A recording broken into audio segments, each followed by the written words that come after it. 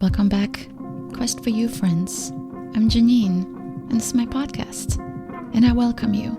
Thank you so much for joining. This is episode 147, and today I want to share 3 tools with you that are critical if you want to be successful with your goals. I often have people tell me, Janine, you are so disciplined. The word disciplined implies to me that they think I have strong willpower. And I don't mind them thinking I do.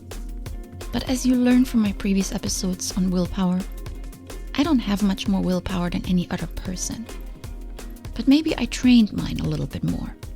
But really, it's not this magic code I can put on and where I'm suddenly oblivious to chocolate. I wish I could.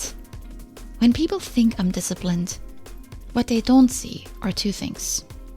They don't see the times that I fail. And there are many. Usually it's in the evening when everyone left the office and I'm stressed out, working on something, trying to finish something. That's when I raid everyone's candy jar. I run around the office and I try to find any piece of chocolate I can. And luckily, this doesn't happen very often. I do have systems in place that ensure I stay disciplined. And it's those systems that keep me in check, instead of the discipline that people think I conjure up every day anew. So I have 3 tips around this that will help you get similar compliments. Because that is what it is. Discipline is a compliment. Now I know there are people, and I have them in my life also, that will tell you that you're becoming too regimented and too strict, and that you need to loosen up. And they mean well. They want you to have some fun. But sometimes they also say it for their own sake. They want you to have fun with them. But there are times for fun, just not the moment that they tell you to. Now it's the time to get things done. So here is your toolkit. Number 1, have a vision. It all starts with a vision. You need to have a vision for who you want to be. It's as simple and as complicated as it sounds. Who do you want to be? Do you want to be a loving parent that dedicates time and effort to their children's development to ensure they become responsible adults? Do you want to be a person that makes a difference in his or her community? Maybe in the country, fighting for others, their rights? Do you want to be slim, toned, and fit into size 2 jeans? Do you want to perform in front of audiences with your instrument, your voice, or your skills? Who do you want to be? Most people never take the time to answer this simple question for themselves. And if you don't know who you want to be, then why set goals? Why plan New Year's resolutions? Maybe because you know who you don't want to be? Great, because that works too. It's a start. Define what you want for yourself or what you don't want. And then remind yourself of it every single day. You can do this first thing in the morning. Have a reminder out there for yourself. My podcast is meant to be just that, a help and a motivation for you. You see, if I listened to 15 minutes of someone talking about the negative effects of sugar on your health every single day, which I don't, but I bet I would be less tempted every day. But I have other reminders out there that help me stay on track with the things that are hardest for me. So do the same. Because life takes hold of us and soon we forget about the grand vision. Have you ever been to a workshop that inspired you, or a retreat that motivated you and you were all gung-ho for the first couple of weeks afterwards, but then slowly it went away, the materials collected dust on your desk? You need to keep it front and center. You need to emotionally connect to your vision every single day. Make it a habit. And the best way to do this is, number 2, have a system. Your morning vision reminder is already part of a system. But we know in order to get the discipline medal from your friends and co-workers, you need more. You need a proven method that helps you accomplish your tasks. You need a system that keeps you in check. The only way to put such a system in place is to experiment.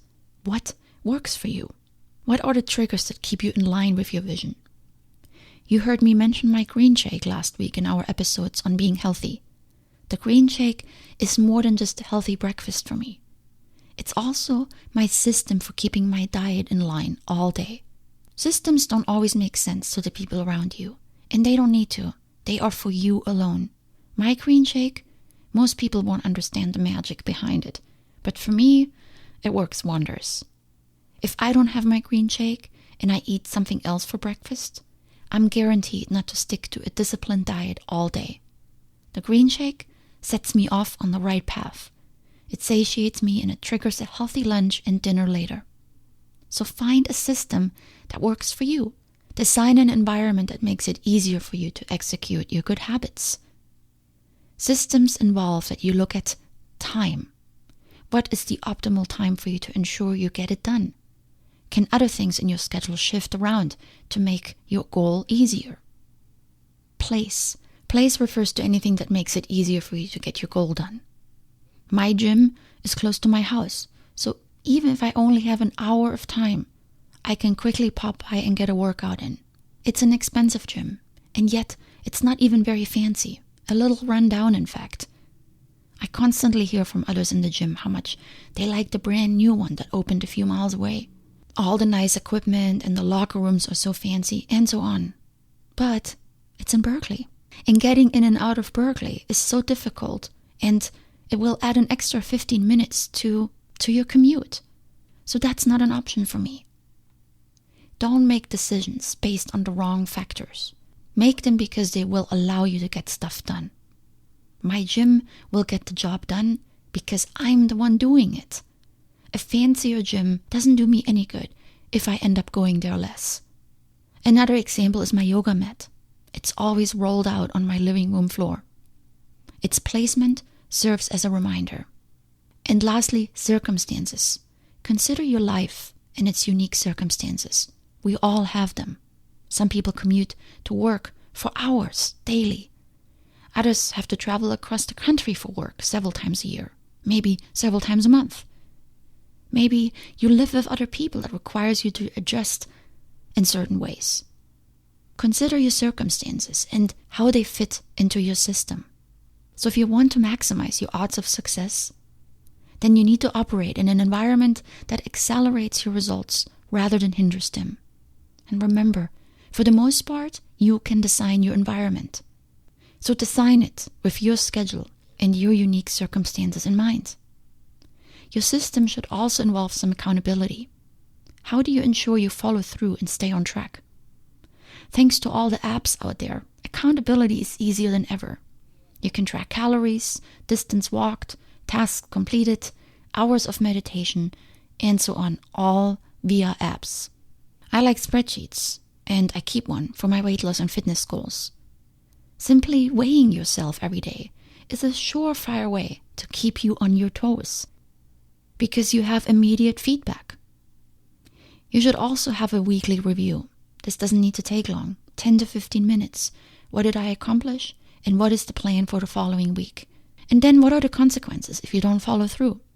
Sometimes it's good to put them in place. This weekend, for example, I'm very much behind on my podcast episodes. I didn't stick to my plan, so the consequence is that I can't go out to my favorite coffee shop and dilly-dally around. I'm home, working. Play with a system of rewards and consequences in order to help you stay on track. And lastly, step number 3, modify as needed. Some systems may work for you for the rest of your life. Others may not. Our lives change. Our circumstances change. A new job, a baby, an overseas assignment for 3 months.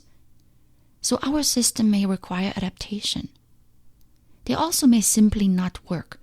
Maybe originally you thought they would, but after 2 weeks you realize you still can't get it done.